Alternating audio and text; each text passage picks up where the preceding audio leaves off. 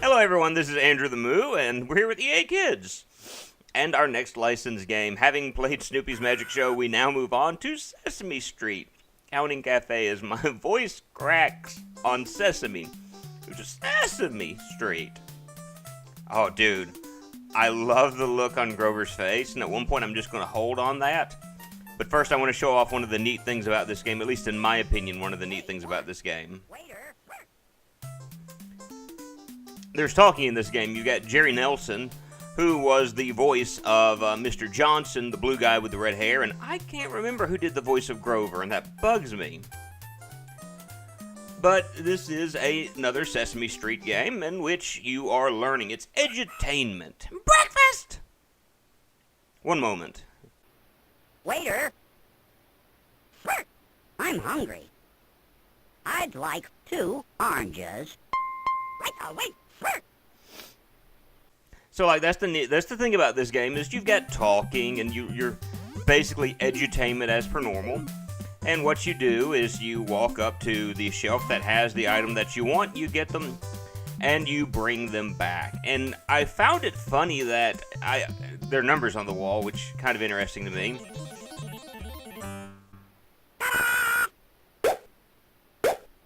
Two oranges. That's right. Thank you. Here you go.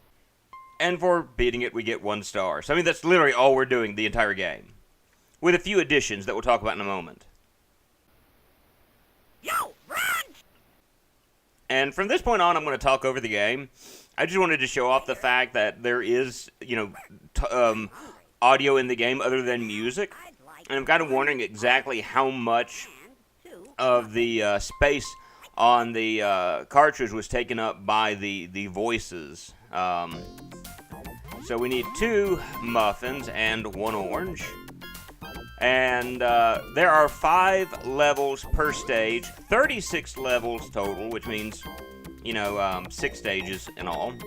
And every time you go through a stage, there's a progression that goes through the game. That is, it gets progressively more difficult. Well, as far as a video game of this nature is concerned, it gets progressively more difficult. Granted, this is something that is done for children, so it's not going to be all that hard for someone like me. And I didn't realize it until I was practicing this game a little bit later, but you're working your way up to a 5-star restaurant. And that never clicked in my head until I'm like, why is he giving us stove? So every day you're working your way to 5 stars. And I like how in the background, how you've got the picture of Elmo. And it changes per day, the person in the picture. But you've got Elmo there, and it changes to the number to give the child a visualization of what it is. What's the number 2? What's the number 3? And so on. It even gives you the visual showing you exactly how many you need to have on your tray. And the purpose of this game, as with any of the Sesame Street games in the past, is edutainment. That is, you are learning numbers. Now, I don't think anyone in this channel is going to have a problem with counting. Although I am going to say that I'm working towards trying to have 3 episodes of this. Yes, I'm actually playing through the entirety of the game. Because the game shouldn't be all that long in actuality. It should be a relatively easy thing to do. So we're just gonna kind of shoot through this and go as quickly as we can. But we'll see what all is offered to us as we progress forward. Now, there are a few things I do really like about this game. One is the music. So we got dinner, we got 3 bananas, 2 steaks, and 1 pie. Like, I really like the idea of edutainment and trying to educate children as far as numbers and things of that nature. Now, granted, if you talk to me or you've watched any of my streams in the past, I loved the old Sesame Street, and I still love the old Sesame Street. I have one season of, I think, Disney released, not Disney, I'm sorry, because Disney doesn't own Sesame Street. Out of all of the Muppets, Sesame Street is the one thing that Disney does not own, and Jim Henson refused to sell the Muppets over to him. They're under the ownership of the Children Television Workshop because he was afraid of what Disney would do to Sesame Street, which is interesting in the fact that shortly after his death, we see what happened to the Muppets.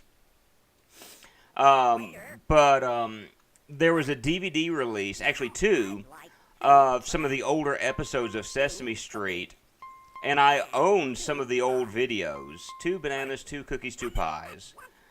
And I like to watch them from time to time because, again, that's kind of my jam. You know, when I was a kid, I had a deal worked out with one of my grandmothers. My father's mother lived right down the road from us, and so for the longest time, she was my babysitter. And because of that, I mean, we had a deal worked out.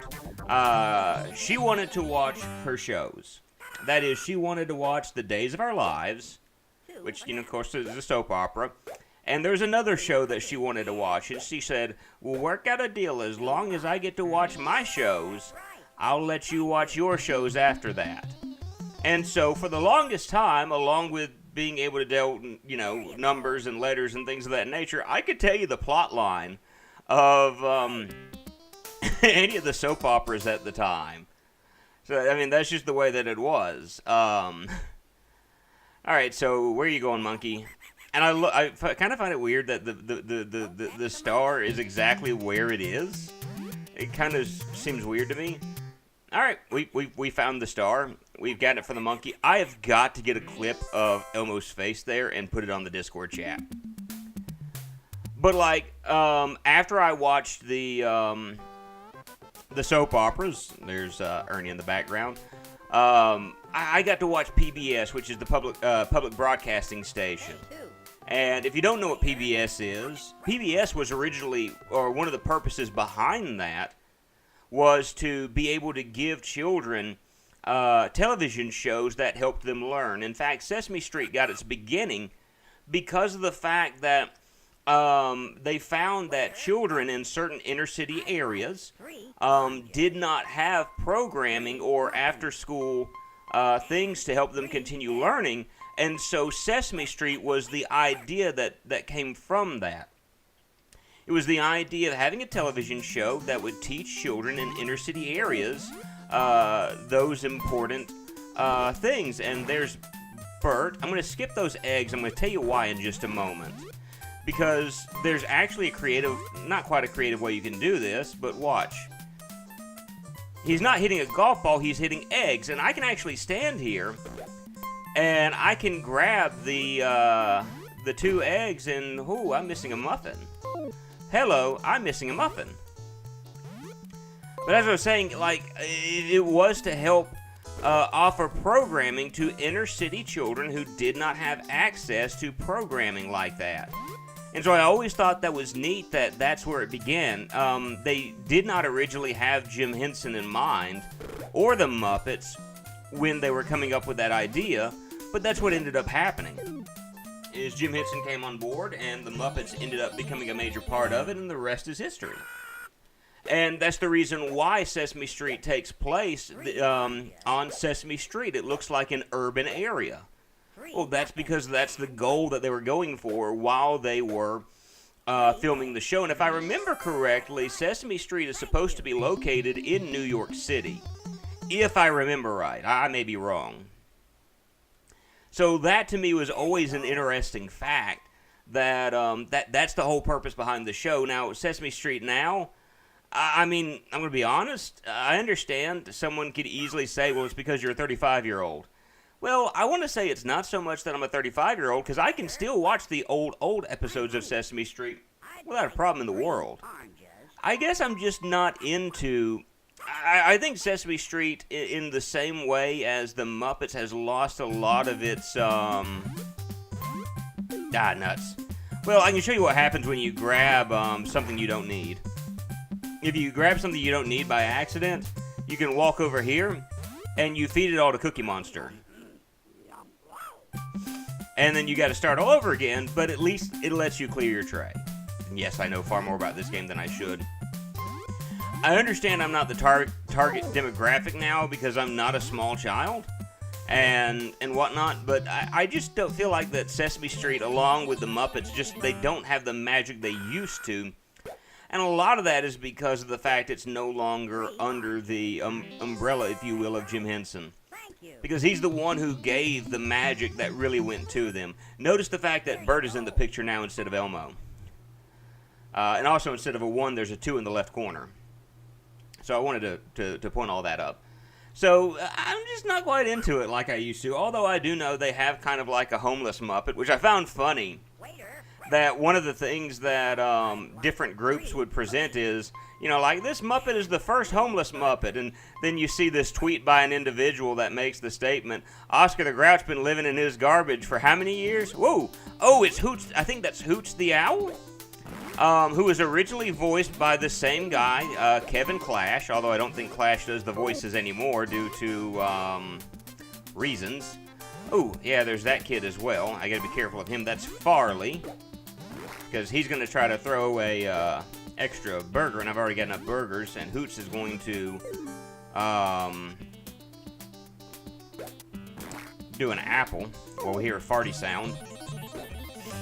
And it always weirded me out that Kevin Clash did voices like Hoots the Owl, or I believe his name, Clifford, from the Muppets, and they both had this really, really deep voice.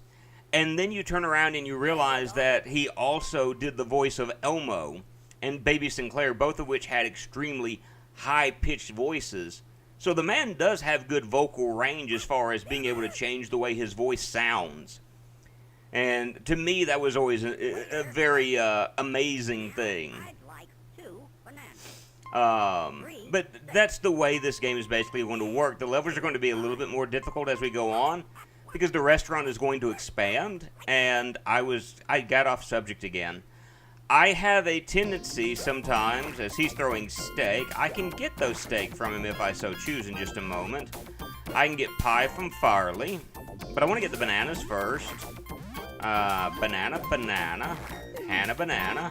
I'll go ahead and get a pie from Farley. Go ahead and just toss one on there for me. Thank you, sir. And I can grab 2 steaks from here, and I can grab the last one from Ernie and call it. There we go. So, I mean, you can use this in a creative way if you so choose. And pretty soon we're going to see characters who will try to take away items from our tray. I think we'll actually see this I actually think we should see one in the next level. So, you know, that's Sesame Street. Sesame Street in a nutshell was just that. I'm not a big fan of it now. I do think it's neat that they have like an autistic character to help children with autism and so on. And so, I mean, the show is definitely, I think for the most part, something that is beneficial to children for learning about life lessons. The one episode that I would really love to see, although I don't want to pirate it, I'd like to somehow try to legally own it, and it's really hard since it's so old. But, like, I would love to see the episode. There we go. Snuffy. Snuffy will take stuff off your plate with a big snoot. And we just grab these 3 here, and we'll be done with the stage in just a moment. I want to see the episode where they have to teach Big Bird about death. How... Oh, I'm hearing the sound of either that sounds like an ambulance in the background. You may not be able to hear it, sorry. That's why I paused for a moment. Alright, monkey, grab it and let's chase it. The episode I'd really like to watch is the episode in which Mr. Hooper passed away. That is the one where they teach Big Bird and ultimately young children about the subject of death. And as bad as, I won't say bad, but as of a taboo subject as death is for us, even in this day and age, I think it was really neat that they were trying to teach children about the subject as Grover floats in midair. So to me, in a lot of ways, Sesame Street was very, very far ahead of its time in that way. And look, we got Farley in the background now as we start day 3. You know what? I think I'm going to probably call this an episode here. I think that sounds like a good idea, calling this... Oh, we got Elmo skating in. We'll talk a little bit more about Muppets and things of that nature in the next episode. But we're gonna get the order, and then I'll see in just a moment. We see Forgetful Jones, and we'll see him later on in the game as well, probably. He's the one in the picture now. And yes, I know these characters. Mostly. So... Oh, I can't pause the game. What?